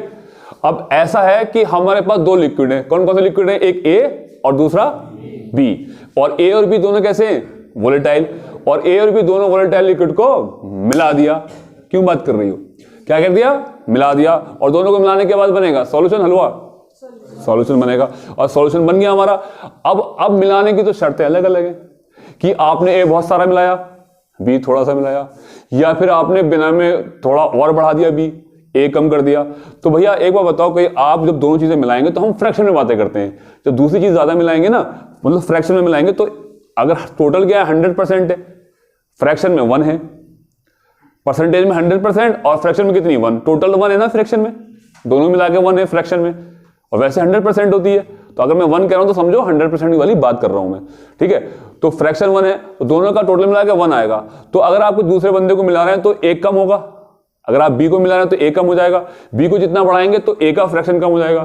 किसी चीज के अंदर अगर आप करना है परसेंटेज, दूसरी चीज ज्यादा हो जाएगी तो पहली वाली परसेंटेज कम हो जाएगी, नहीं जाएगी। तो ये जो है हमारा, ये भी स्ट्रेट लाइन की इक्वेशन है, ये भी स्ट्रेट लाइन की इक्वेशन है। तो मैं कह रहा हूं इस लाइन को देखिए, आप इस पॉइंट को देखिए, यहां पे मैं कह रहा हूं x इज इक्वल टू 1 है। x इज इक्वल टू 1 का मतलब क्या है, पूरा का पूरा x ही है। x कौन सा है, x नहीं है, A है, A लिक्विड है पूरा का पूरा, x का मतलब ये है। और यहाँ पे B कितना है, 0। अरे इस बात को समझो, ध्यान दो कि मतलब कहने का मतलब आपने एक सॉल्यूशन बनाया और यूं कह रहे हैं कि x इज इक्वल टू 1 है, तो इसका मतलब मोल फ्रैक्शन कितना है 1, मतलब परसेंटेज में कितना बोलोगे 100%। जब भाई 100% A ही है तो B कितना है 0, B तो है ही नहीं, इसका मतलब ये प्योर लिक्विड है, यहाँ पे प्योर A लिक्विड है इस जगह पर, ठीक है। फिर आपने एक दूसरा सॉल्यूशन बनाया, उसमें आपने थोड़ा सा क्या नाम है मिला दिया, क्या मिला दिया, A तो कम हो गया और B थोड़ा सा मिला दिया, तो A यहां पे कम होगा। फिर यहां इस पॉइंट को देखिए, यहां पे पूरा का पूरा कौन है, x भी क्या है 1 है, तो इसका मतलब इस जगह पे क्या है, इस पॉइंट पर क्या है, इस पॉइंट पे हमने वाला सॉल्यूशन लिया है जिस सॉल्यूशन में पूरा का पूरा कौन है B, और ए क्या है, ए है ही नहीं, तो इसका मतलब क्या बात है, यहां पे प्योर लिक्विड बी की बात हो रही है। इस पॉइंट पे कौन है, प्योर लिक्विड बी, और इस पॉइंट पे कौन है, प्योर लिक्विड ए। यहां पे इस बीच में कौन है, दोनों को दोनों मिल रहे हैं, थोड़ा थोड़ा ज्यादा अच्छे खासे दोनों को दोनों नियर अबाउट बराबर से मिल रहे हैं यहाँ पे, है ना। इस पॉइंट का मतलब यही तो होगा। तो जैसे जैसे इधर जाएंगे, देखिए यहां पे मोल फ्रैक्शन एक्स बी के कितने हैं, यहाँ 0 है, सारा का सारा क्या ए है। तो जैसे जैसे आप इधर जाएंगे तो बी की जो परसेंटेज है या बी का जो फ्रैक्शन है बढ़ता चला जाएगा। 0 से कहां चला गया, 1 पे, बताओ, है ना। 0 से कहां चला गया, 1 पे चला गया। और देखिए एक्स ए क्या हो जाएगा, कम हो चला जाएगा, तो एक्स से कितना हो गया, 0। तो इधर कौन से कंपोनेंट, कौन सा वाला मोल फ्रैक्शन बढ़ रहे हैं, बी के। और अगर उधर से सोचो, इधर से क्या नाम है, ये ए कितना है, 0 और बी कितना 1, तो इधर आते आते एक्स ए के मोल फ्रैक्शन बढ़ चले जाएंगे, और यहां पे आएगा 100% एक्स हो जाएगा, और यहां पे कितना हो जाएगा, यहां पे एक्स भी कितना हो जाएगा, 0। तो मतलब ये कोई ऐसे कुछ चल नहीं रहा है, हर पॉइंट पे अलग अलग सॉल्यूशन है, हर पॉइंट पे, इस पॉइंट पे अलग, इस पॉइंट पे प्योर लिक्विड ए है, इस बार प्योर लिक्विड बी है, उसका हम प्रेशर देख रहे हैं, उसका टोटल प्रेशर देख रहे हैं, देख रहे हैं। तो जब प्योर लिक्विड ए होगा तो उसका टोटल प्रेशर क्या होगा, अरे वो पी नॉट ए तो होगा। जब प्योर लिक्विड ए होगा तो उसका total pressure P naught A तो होगा। अगर कोई सारा का सारा बी है तो प्योर लिक्विड क्या है, बी है, तो इसका टोटल प्रेशर क्या होगा, पीटी। अरे पीटी जो होगा इसका पी नॉट बी तो होगा, पी नॉट बी है। किसी भी दो लिक्विड का वेपर प्रेशर बराबर नहीं होगा, थोड़ा बहुत कम ज्यादा होगा नहीं होगा। तो आप किसी को भी ज्यादा ले सकते हो। मैंने बी को यहां पे क्या ली थी, ज्यादातर एनसीईआरटी में भी यही है, बी को ऊपर लिखा दिया, इसका कम है, मतलब इसका मतलब क्या है, ये ए लिक्विड का है खाली, और ये किसका है, बी लिक्विड का। तो ए लिक्विड का कितना है, इतना, और बी लिक्विड का कितना है, इतना। आगे बस में, है ना। तो ये क्या हो गया आपका पी नॉट ए और पी नॉट बी। आप देखिए यहां सोचिए, यहां पे पी ए बराबर किसके होता है, पी नॉट ए और एक्स ए। जब एक्स ए की वैल्यू 1 पुट करोगे तो पी ए कितना आएगा, पी नॉट ए इंटू 1। तो पी ए तो ये जो आएगा इस लाइन के लिए जो स्ट्रेट लाइन आएगी, पी ए बराबर किसकी आएगी, पी नॉट ए के बराबर। तो ये आपका ये आ गया। ऐसी पी बी की बात देखो, पी बी क्या होता है, पी नॉट बी और क्या, एक्स बी। तो मैं ये कह रहा हूं कि अगर आपका mole fraction X B is equal to 1 आ जाए, ठीक है, तो क्या आ जाएगा, पी बी कितना आ जाएगा, पी नॉट बी। देखो ये आ गया। आप सीधा सीधा करते हैं, पी टोटल क्या होता है, P naught A X A plus P naught B X B. तो मैं कह रहा हूं ये प्रेशर की लाइन है ऊपर, टोटल प्रेशर की, है ना, टोटल प्रेशर की है। तो बोले जब आपका एक्स ए कितना है 1, ठीक है, और एक्स बी कितना 0, जब ये 0 होगा एक्स बी, तो ये वाली तो पूरी टर्म 0 हो जाएगी। तो पी टोटल कितना आ जाएगा, ये 1 होगा पी नॉट ए, तो पी टोटल कितना आ गया। देखो जब ये कंडीशन होगी तो ये होगी भाई साहब, पी नॉट ए होगी नहीं होगी। चलिए अच्छी बात है। अब देखो यहां पे आ जाइए, इस पॉइंट के ऊपर आ जाइए, तो यहां पे एक्स बी कितना है 1 और एक्स ए कितना है 0। इस बार ये 0 हो जाएगा, तो टोटल प्रेशर कितना आएगा, ये टोटल प्रेशर की लाइन है ये वर्टिकल में, इधर ऊपर क्या है और इधर क्या है, एक्स बी बढ़ रहा है और इधर एक्स बी कम हो रहा है। और ऊपर वाली लाइन काय के लिए, ऊपर वाली लाइन जो है टोटल प्रेशर के लिए। तो पीटी कितना आएगा, जब आपका एक्स बी क्या हो 1, तो क्या आ जाएगा, पी नॉट बी आ जाएगा ना। तो देखो पी नॉट बी आ गया, नहीं आ गया, है ना, ठीक है। अगली बात समझ में, ठीक है, अच्छी बात है। अब देखो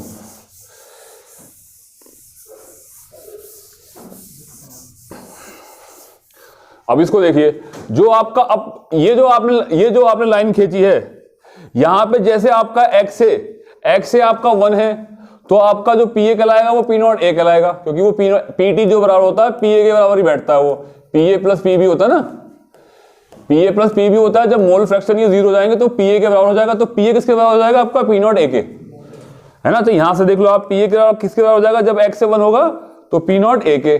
तो जैसे जैसे आप एक्स ए की वैल्यू कम होती जाएगी, जब एक्स ए की वैल्यू यहां से देखो पी ए बराबर क्या हो जाएगा, जब पी नॉट एक्स ए कितना हो जाएगा, आपका एक्स ए कितना हो जाएगा 0, कितना हो जाएगा 0। तो पी ए कितना हो जाएगा आपका 0 हो जाएगा, नहीं हो जाएगा। तो देखो ये 0 हो गया।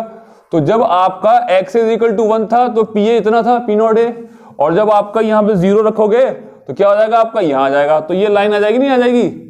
और 1 से लेके 0 होता है, 0 फ्रैक्शन और 1, जो 0 से 1 के बीच में होंगे वो पॉइंट सारे ये हैं। आगे बात समझ में नहीं? तो एक स्ट्रेट लाइन आएगी यहां से यहां पे ऐसे, है ना, इसके लिए एक स्ट्रेट लाइन आएगी। आगे बात समझ में? तो यहां 0 से स्टार्ट होगी, कहां तक मैक्सिमम, क्या 1 तक, तो ये लाइन आ गई। ऐसी इसके लिए लाइन क्या आएगी, की आएगी स्ट्रेट लाइन। तो मैक्सिमम कितना इसका ये है और मिनिमम कौन सा ये है, दोनों की स्ट्रेट लाइन आ गई। अब एक स्ट्रेट लाइन हमें टोटल के लिए निकालनी है, पी टोटल। पी टोटल देखिए, ठीक है, पी टोटल वाली इक्वेशन देखो ये रही। मैं कह रहा हूं जब पीए आपका 0 होगा, पीए 0 सॉरी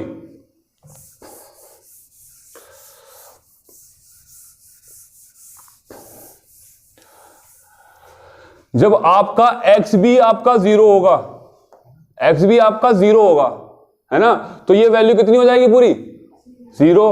तो पी टोटल किसके बराबर हो जाएगा, पी नॉट ए के। तो एक्स भी 0 कहां पर है, देखो ये रहा, नहीं ये रहा, एक्स भी 0 है यहां पे, तो एक्स भी 0 यहां पर है। तो पीटी कितना हो गया, पी नॉट ए। तो ये पीटी तो मैं कह रहा हूं पीटी, तो पीटी किसके साथ हो गया, पी नॉट ए के।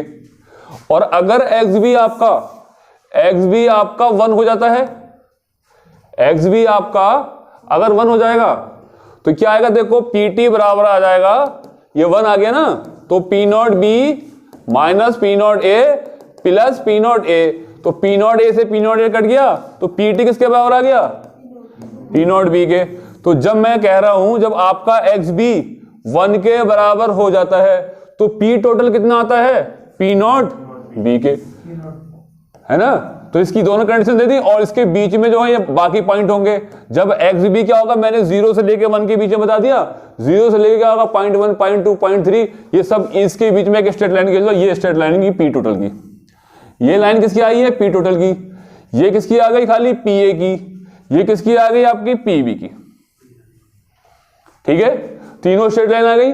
अब आप कह रहे हैं कि यार ये इंटरसेप्ट आया इसमें, ये देखिएगा आप इस तरफ से देखें, ये वाली लाइन के, ये वाली स्ट्रेट लाइन के लिए ये इंटरसेप्ट आया नहीं आया, बताइए, आया नहीं आया इंटरसेप्ट। इंटरसेप्ट होता है जहां से वो छोड़ के जगह तब जाके स्ट्रेट लाइन स्टार्ट हो। तो ये कितना इंटरसेप्ट, यहां से लेके यहां तक क्या है, ये पी नॉट ए तो है, तो ये सी देखो इंटरसेप्ट पी नॉट ए तो है, तो पी नॉट ए क्या है, ये इंटरसेप्ट है। और एक्स भी क्या है, ये वेरिएबल एक्स भी है ना, जो 0 से क्या हो रहा है, 1 की तरफ बढ़ रहा है। इधर देखिए यहां पे 0 है और यहां से 1 की तरफ बढ़ रहा है, मतलब 0 से 100% की तरफ बढ़ रहा है, अगर परसेंट में बात की जाए, है ना। तो इसके बीच में इंटरसेप्ट क्या होगा, इंटरसेप्ट ये है, और इंटरसेप्ट कितना है हमारा, पी नॉट ए है, नहीं है पी नॉट ए इंटरसेप्ट, है ना, स्ट्रेट लाइन ये तो होती है। और ये क्या चीज है आपका, P naught B minus P naught ए, ये आपका स्लोप है।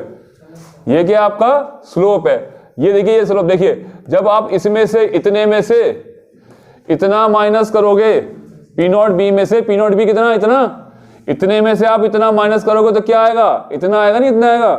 तो ये क्या है आपका स्लोप है। तो ये चीज क्या है आपकी स्लोप है, बताओ समझ में आई नहीं, ये एम है स्लोप, ये स्लोप है, ये इंटरसेप्ट है, और ये क्या आपका वेरिएबल है, ये पी टोटल। बताओ बात समझ में आई नहीं आई, है ना। और अगर मैं इस इक्वेशन को ऐसे करके लिखे आ जाए आपको क्वेश्चन में, वो आ जाए यहाँ पे एक्स ए, तो मैं यहाँ पे क्या लिखूं, पी नॉट ए माइनस पी नॉट बी, और यहाँ क्या लिखूं मैं, पी नॉट बी। तो जब स्ट्रेट लाइन जो आएगी वो कैसे आएगी, वो क्या नाम है, ए के रेस्पेक्ट में है। तो ए 0 कहां पर है, यहां पर ए 0 इधर ही तो है, तो 0 से कहां तक बढ़ रहा है, 100%, मतलब फ्रैक्शन में कितना 1, है ना, ऐसे तो बढ़ रहा है। तो मैं कह रहा हूं कि जो इसका सी है वो कौन है, पी नॉट बी। देखो ये स्ट्रेट लाइन है इसकी, ये कैसा, ये ऐसे, ठीक है। इसका स्लोप क्या है, पी नॉट ए बी, ये स्लोप है इसका ऐसे, ये जो है इसका स्लोप है, नीचे की तरफ को ऐसे आ रहा है, और क्योंकि वो कम है। और एक्स से क्या है यहाँ पे, एक्स से अगर मैं 1 पुट करूंगा यहाँ पे, एक्स से 1 पुट करूं, एक्स से मैं यहाँ 1 पुट करूंगा, एक्स से अगर मैं 1 पुट करूंगा तो क्या आएगा, पी नॉट ए आएगा, पी नॉट ए आएगा। और एक्स से मैं अगर 0 पुट करूंगा तो मेरा क्या आएगा, तो मेरा क्या बचेगा, ये पी नॉट बी बचेगा। ये एक्स से 0 पुट करूंगा ना 0, ये 0 हो जाएगा, ये पूरा 0 हो जाएगा, तो खाली पीटी क्या आ जाएगा, पी नॉट बी। तो पीटी क्या आ जाएगा, पी नॉट बी आ जाएगा। तो बताओ समझ में आया नहीं आया रोल्स लॉ का ये ग्राफ, है ना, समझ में आ गया। तो आपको क्या सीधा सीधा, आप तो ये तो एक बार समझ गए आप ऐसे करो, ऐसे करो, ऐसे करो, है ना। और आपका ये देखो ऐसे कैसे कैसे बनते हैं। एक कोई भी किसी को फालतू मान लो, मैंने पी नॉट भी माना, जरूरी नहीं कि वो हो, किसी एक का तो फालतू होगा, किसी का एक ऐसे कर लो, एक ऐसे कर लो, ठीक है, और इस लाइन को मिला दो। ये वाली लाइन पी टोटल का होता है, ये वाला एक को पी ए ले लो, एक को पी बी ले लो, है ना। यहाँ पे ये यहाँ से शुरू हो रहा है तो पी नॉट जो है आपका, सॉरी एक्स से कितना हो जाएगा आपका 0 मान लो, एक्स भी कितना कर लो यहाँ पे 1 कर लो, ऐसे एक्स भी इज इक्वल टू यहाँ 0 कर लो और एक्स इज इक्वल टू यहाँ 1 कर लो। ये ग्राफ होता है स्ट्रेट लाइन का। क्या होता है, ऐसे ऐसे करो, एक ऐसे ऐसे और ऐसे होता है स्ट्रेट लाइन का। कोई सा भी किसी भी लिक्विड का, किसी एक लिक्विड का ज्यादा हो सकता है, एक का कम, एक ज्यादा, बराबर तो हो नहीं सकते, एक का ज्यादा होगा एक का कम होगा। आप किसी का भी ले लो, जिसका दे रखा हो उसका ले लो, है ना। समझ में आ गई बात। तो ये ऐसे होता है रोशला। अब देखो कॉन्सेप्ट में दो क्या क्या बातें हैं। What is the composition of binary solution. Binary solution का मतलब समझते हो, दो, ठीक है, अच्छी बात है। बाइनरी का मतलब दो कंपोनेंट से मिलकर जो सॉल्यूशन बनते हैं ना, वो बाइनरी सॉल्यूशन होते हैं। दो कंपोनेंट से मिलके, दो लोगों से मिलके, एक सॉलिड एक सॉल्वेंट, है ना। पानी और ले लो, चीनी ले लो, या पानी या नमक ले लो। ये नहीं पानी चीनी नमक, ये तो टेनरी हो गया ना, टर्सरी हो गया, क्वार्टनरी, ऐसे बहुत सारे हो जाएंगे, है ना। तो कह रहा है कि बाइनरी प्रोसेस अप्रोक्सीमेटली मैक्सिमम। तो मैक्सिमम कब आएगा, मतलब पीटी मैक्सिमम कब आएगा, पीटी मैक्सिमम कब आएगा, क्या कंपोजिशन होनी चाहिए, व्हाट इज द कंपोजिशन, क्या कंपोजिशन होनी चाहिए। देखिए आप ग्राफ को यहां आके देखिए, तो ये जो है ये यहां से पी टोटल यहां से यहां जाता है? कम से कम पी टोटल कितना होगा, इतना, और ज्यादा पी टोटल कितना होगा, इतना। तो पी टोटल तो यहां से यहीं तक है। मतलब कहने का मतलब पी नॉट ए होगा, तो खाली अगर पी नॉट ए होगा, मान लो खाली एक्स से कंपोनेंट होता है, बी होगा ही नहीं बिल्कुल भी, बी सिफर होगा, तो जो आपका जो वेपर प्रेशर होगा वो इतना आएगा, पी नॉट ए आएगा, ठीक है। और अगर आपका क्या नाम है ए होने के नहीं है, सिर्फ बी भी होगा, तो आपका ये आएगा। तो मैक्सिमम तो ये है और मिनिमम कौन है, ये। तो जिस भी लिक्विड का वेपर प्रेशर ज्यादा हो, मतलब वो जो भी लिक्विड, दोनों में से दो लिक्विड होंगे, उन दोनों लिक्विड में से जो ज्यादा वोलेटाइल होगा, समझ रहा हो वसीम, जो ज्यादा वोलेटाइल होगा उन दोनों लिक्विड में से, जो ज्यादा वोलेटाइल होगा उन दोनों लिक्विड में से, जो ज्यादा वोलेटाइल होगा वो कैसा होगा, ज्यादा वोलेटाइल होगा तो उसका ये ज्यादा होगा, है ना। तो उसके अगर सिर्फ उसी के मोल फ्रैक्शन ले, मतलब कहने का उसी के मोल फ्रैक्शन लेंगे, तो क्या नाम है वेपर प्रेशर कैसा होगा, ज्यादा होगा, ठीक है। तो अगर हम कंपोजिशन लें यहां इस ग्राफ को देखते हुए, इसमें हमने क्या माना, हमने माना कि जो बी लिक्विड है ना, उसका उसका प्योर का वेपर प्रेशर ज्यादा है, मतलब वो ज्यादा वोलेटाइल है। जो ज्यादा वोलेटाइल होगा उसका वेपर प्रेशर ज्यादा होगा, नहीं होगा। तो हमने इसको ज्यादा माना, तो हमने इसी कंडीशन कब होगा, जब आपका पूरा का पूरा कितना होगा 1, और ये कब होगा, एक्स से कितना होगा 0, तो यही तो होगा। तो मैक्सिमम पी टोटल, जो पी टोटल है उसका मैक्सिमम प्रेशर लाने के लिए उस सॉल्यूशन का मैक्सिमम प्रेशर कब आएगा, जब आपकी कंपोजिशन ये वाली होंगी, बी सारा हो और ए कितना हो ही ना, तो मैक्सिमम ये होगा। और मिनिमम क्या होगी सॉल्यूशन की, उस मिनिमम ये होगी कि उसका एक्स से कितना हो 1 हो और एक्स भी कितना हो 0 हो। अगर इस ग्राफ से कोई पूछे कि इस ग्राफ को आ जाए ग्राफ, तो क्योंकि इसमें साफ दिखा रखा है कि बी वाला लिक्विड जो ज्यादा वोलेटाइल है और उसका प्योर का जो वेपर प्रेशर है वो ज्यादा है, और इसका जो प्योर का जो वेपर प्रेशर है वो कम है। तो ऐसे सॉल्यूशन के जो कौन से कंपोनेंट किस तरह से होंगे, जो वो मैक्सिमम वेपर प्रेशर रखे, टोटल वेपर प्रेशर मैक्सिमम हो, तो ये वाली कंडीशन होगी। जब ये वाली, जब पी नॉट बी आएगा, तो मैक्सिमम तो इसका पी नॉट बी है, बीच में सब है ये, और सबसे कम कौन है ये। तो ये कब आएगा, जब अभी कंपोजिशन ये वाली होगी, इसको इतना मिलाओ, इसको इतना मिलाओ। और ये वाली कब आई कंडीशन, जब इसको इतना मिलाओ, इसका मतलब इतना मिलाओ। तो वो क्या पूछ रहा है, वो मैक्सिमम पूछ रहा है। मैक्सिमम पूछा नहीं, पूछा व्हाट इज द कंपोजिशन, क्या कंपोजिशन होगी किसी बाइनरी सॉल्यूशन की। अगर if vapour pressure of binary solution is approximately maximum बनाना हो, तो क्या होगी। तो इसका मतलब हमने उसमें क्या माना था, बी को ज्यादा माना था ना, ठीक है। तो आप ऐसे नहीं कह सकते कि b इज इक्वल टू 1 हो या x इज इक्वल टू 0 हो। वो ग्राफ होगा तभी बोल सकते हो आप उस ग्राफ को देख के, या फिर उसने लिखा हो कि b वाला है वो ज्यादा वोलेटाइल है, a वाला कम वोलेटाइल है, तो b वाला ज्यादा वोलेटाइल है, तो इसका वेपर प्रेशर भी ज्यादा होगा, है ना। तो इसी को ज्यादा लेना है, तभी मैं सभी सॉल्यूशन का ज्यादा आएगा। तो पूरा का पूरा ये लोगे और ये बिल्कुल नहीं लोगे, तो ऐसा जो सॉल्यूशन मानोगे नियर अबाउट, उसका क्या होगा, ज्यादा होगा। मतलब ज्यादा से ज्यादा आप अप्रोक्सीमेटली ज्यादा ज्यादा क्या लें, आप ज्यादा वोलेटाइल वाला लिक्विड लें, उसको वो 100% लें, दूसरा वाला कम से कम लें, तो ऐसी कंपोजिशन जो होगी आपकी वो क्या होगी, मैक्सिमम होगी आपकी। ठीक है, मैक्सिमम वेपर प्रेशर होगा। बोले अब अगली बात क्या है भाई साहब, मिनिमम कैसे होगा? पी टोटल मिनिमम आए, पी टोटल मिनिमम वो आएगा जो इन दोनों लिक्विड में से जो कम से कम वोलेटाइल होगा। तो इस पीछे वाले ग्राफ को देखते हुए कोई ग्राफ को पूछे तो बोले ये वाला लिक्विड कम वोलेटाइल है, कम वोलेटाइल तभी तो इसकी प्योर की वेपर प्रेशर कम बन रही है। ये वाला जो बी लिक्विड है वो ज्यादा वोलेटाइल है, तो उसकी वेपर कैसे बन रही है, ज्यादा बन रही है ना, ज्यादा बन रही है ना। तो इस हिसाब से हम कहेंगे भैया अगर ए को आप पूरा फुका पूरा ए लो और बी आप सिफर कर दो, शून्य कर दो, जीरो कर दो, तो आपका जो क्या बनेगा, जो प्रेसिपिटी आएगा वो इतना आएगा। तो ये मिनिमम है, ये मैक्सिमम है। तो मिनिमम वैल्यू कब आएगी, जब आपकी ये कंडीशन होगी। तो मोल फ्रैक्शन ए के सारे कम वाले के, लेस वोलेटाइल वाले के हो, और जो मोर वोलेटाइल है उसके कैसे हो, उसके जीरो हो मोल फ्रैक्शन, है ना। कोई क्वेश्चन में कैसे किसी के भी आ सकते हैं, यहां तो मैंने ग्राफ को देख के बता रहा हूं, है ना, उस हिसाब से हमने ये बता दिया। अब देखो तीसरा पॉइंट बताओ, कह रहा है boiling point of binary solution.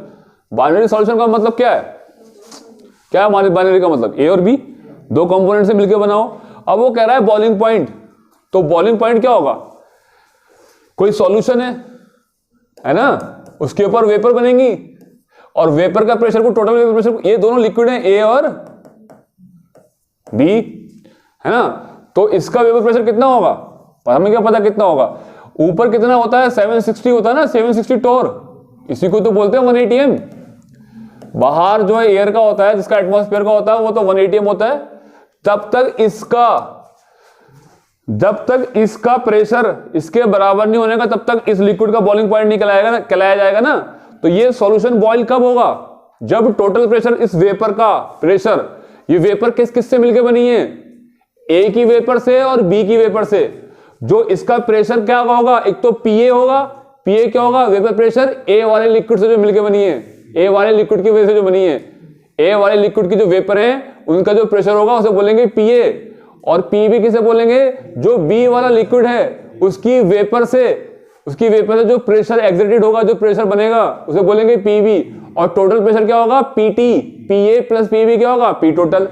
तो बताओ इसका पूरा प्रेशर कितना होगा जब ये बॉइल करेगा, तो 1 ATM। तो पीटी कितना होगा, इसको भी अगर ये कह रहे हैं कि बॉइलिंग पॉइंट है, तो बॉइलिंग पॉइंट का मतलब है कि यहां पे वेपर कितनी बन गई है, उनका प्रेशर कितना जनरेट हो गया, 760 टोर या फिर 1 ATM। तो जब तक यहां पे इसका मतलब यह है कि 1 ATM दे रखा है। अगर कहीं पे कहे कि बॉइलिंग पॉइंट, तो बॉइलिंग पॉइंट पे वेपर प्रेशर कितना होता है, किसी भी लिक्विड का वेपर प्रेशर 1 ATM के बराबर होगा। क्योंकि हम कहते हैं बॉइलिंग पॉइंट किसे कहते हैं, जब किसी भी लिक्विड का वेपर का प्रेशर, है ना, वेपर प्रेशर मतलब कितना हो जाए, एटमॉस्फेरिक प्रेशर के बराबर हो जाए। और एटमॉस्फेरिक प्रेशर कितना लेते हैं जनरली, 1 ATM। अगर अलग ले रखा हो तो भैया वो देगा कि भाई ये पहाड़ों का कम है यहाँ पे थोड़ा सा, है ना, ठीक है। तो फिर वेपर का प्रेशर बॉइलिंग पॉइंट का मतलब है, तो वेपर का प्रेशर भी तो 1 ATM हो गया। तो कभी कभी क्वेश्चन में आपको बॉइलिंग पॉइंट दे रखा होगा और वेपर प्रेशर नहीं दे रखा होगा, तो आप जैसे ही बॉइलिंग पॉइंट लिखा हो तो आप टोटल वेपर प्रेशर मतलब पीटी आप 760 टोर मान लें या 1 ATM मान लें, है ना, या 760 mmHg। 760 mmHg और 760 टोर एक ही बात है, ठीक है। 760 mmHg और 760 टोर जो है एक ही बात है, और 760 mmHg बराबर होता है 1 ATM के बराबर, ठीक है। तो जैसे मान लो पीटी का हमें फार्मूला ये पता ही है और पीटी हमें दे रखा है, तो कोई भी एक वेरिएबल दे रखा तो आप कैलकुलेट कर सकते हो, किसी का एक वेरिएबल दे रखा तो ये चीजें कांस्टेंट होती हैं, है ना, ठीक है। अब देखिए स्लोप हमारी ये क्वेश्चन थी, हमने बात करी थी, ये स्लोप है m, ये क्या इंटरसेप्ट है, कहीं नहीं कही थी ये बात, ठीक है। तो स्लोप क्या होता है कि ये pb माइनस क्या pa, तो इसी लाइन में से इस लाइन को माइनस करेंगे तो कितना बचेगा, ये तो बचेगा ये तो ये जो ये ऊपर को जा रहा है ये स्लोप ही तो है। ये तुम भाई नीचे क्यों नहीं, ऊपर क्यों उठ गए, ये सेम ऐसे क्यों नहीं थे, तो जितना ही ऊपर को उठेगा वो कितना है, वो स्लोप है ना। तो इंटरसेप्ट समझ में आ गया, स्लोप समझ में आ गया ना, इसके अंदर कहां पर है, ठीक है। ये क्या चीज है आपका स्लोप, और ये यहां पे क्या है इंटरसेप्ट, ठीक है। ये तो अच्छे से पता ना आपको। अब करें पॉइंट ओ पे आ जाओ, क्या बात है, देखो ग्राफ में देखो पॉइंट ए पे, कभी कभी पिक्चरें आ जाती हैं आपको। तो पॉइंट है, देखो ये है, ये वाला पॉइंट है, देखो ये वाला पॉइंट हो, ये है, यहां पे ये वाला लिक्विड जो ये वाला ना, ये वाला लिक्विड का ये है प्रेशर, हरी वाली लाइन जो है, और ये पर्पल वाली लाइन का क्या है, इसका ये है। तो दोनों का क्या नाम है, बराबर है नहीं है, बताओ। ये दोनों का बराबर है पॉइंट ओ पे, पॉइंट ओ पे पीए बराबर पीबी है नहीं है, बता दो मुझे, है बताओ, नहीं है तो नहीं है तो भाई बताओ, है बताओ, है नहीं है, कैसे बोर्ड से होने लगे क्लास से।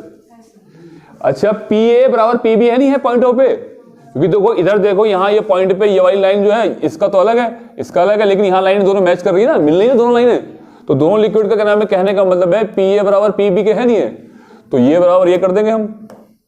तो पॉइंट ओ समझ में आ गया कौन सा वाला पॉइंट ओ है, ठीक है, एट पॉइंट ओ पे। तो पीए बराबर पीबी के है, क्यों है भैया, देखो ऐसे है भैया, ये जा रही है, अरे यार ये जा रही है, और यही तो है पॉइंट ओ, है ना, यही तो है, ठीक है। तो कह रहा है ये जो होगा पी नॉट, पीए बराबर ये होता है और पीबी बराबर ये होता है, तो ये दोनों भी बराबर हो जाएंगे। अब जब दोनों बराबर हो जाएंगे तो क्या होगा, देखो, तो पी नॉट ए और पी नॉट बी से इधर ले जाए मैथमेटिकली, और इसको लेकर चले जाए इधर, ये हो गया, बात समझ में आ गई, है ना, ठीक है। अच्छा तो बताओ, इसमें मैंने यहां जो लाइन ली थी उस पीछे वाले, उसमें पीछे ले चलता हूं, ये ज्यादा लिया था, ये कम लिया था, हमने बी वाले को क्या लिया, वोलेटाइल ग्राफ के हिसाब से, और इसको क्या लिया हमने, कम वोलेटाइल। तो इसका पी नॉट भी ज्यादा है ना पीए से, है ना। एक बार बताइए, ये दोनों में ज्यादा कौन है, पी नॉट भी, ध्यान रखना कौन ज्यादा है, पी नॉट बी ज्यादा है। तो बताओ जब पी नॉट बी ज्यादा है और पी नॉट ए कैसा है, कम है, और ये कैसा है, ज्यादा, मोर है, ये लेस है, ठीक है। तो लेकिन फिर भी वैल्यू बराबर है। अगर मैं ये कहूं कि पी ए जो है 5 है ना, 5 मान लो से 50 आना है, दोनों का बराबर होकर 50 आना है, लेकिन पी बी जो है ज्यादा है, वो 10 है ना, ये कौन है, 5 कौन है, अरे बताओ, मैं ये लिख रहा हूं पी ए कम है तो मैंने 5 लिख दिया, और पी बी कितना होगा यहाँ पे, ज्यादा, पी ए है और ये एक्स ए हो गया आपका। अब पी बी की जगह मैंने लिख दिया 10, जो रेड वाला है ना वो कौन है, वो रेड वाली क्या चीज है, अरे पी नॉट ए, और रेड वाली क्या है, पी नॉट बी। तो दोनों कितना आ रहा है, 50-50। तो पी नॉट ए ज्यादा, पी नॉट बी ज्यादा है, पी नॉट बी।